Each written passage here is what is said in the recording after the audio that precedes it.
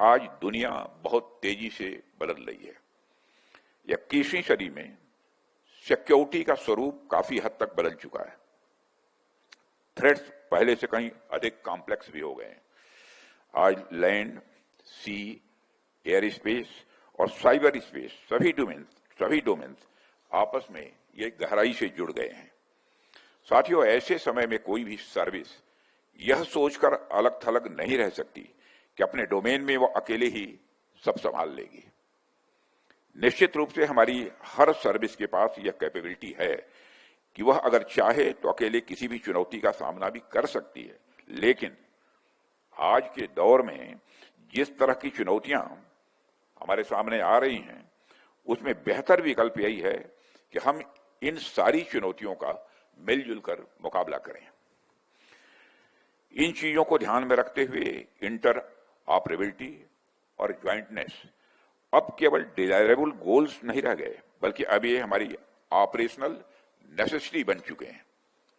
अभी हाल ही में हमारी सेनाओं ने ऑपरेशन सिंदूर को अंजाम दिया है। इसके लिए मैं आप सबको और तीनों सर्विसेज के अपने सेना के अधिकारियों और जवानों को मैं बधाई देता हूं।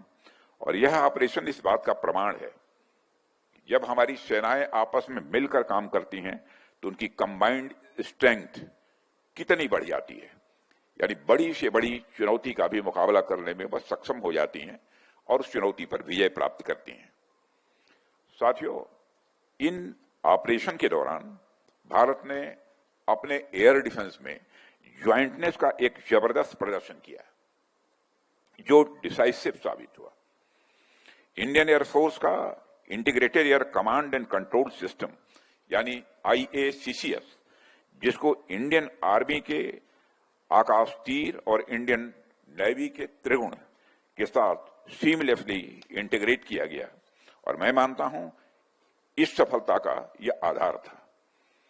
और इन सिस्टम्स की ट्राई सर्विस सिनर्जी ने एक यूनिफाइड और real time operational picture create की, जिससे कमांडर्स को तुरंत सही समय में और सही फैसले लेने की एक शक्ति मिली, एक ताकत मिली।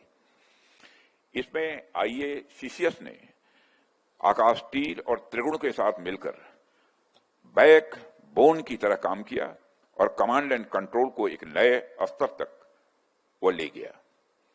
इनके माध्यम से सिर्फ सिचुएशनल अवेयरनेस ही नहीं बढ़ी, बल्कि फ्रैक्टिसाइड का जोखिम भी बहुत कम हुआ, जिससे हर एक्शन एक्यूरेट और इफेक्टिव बना।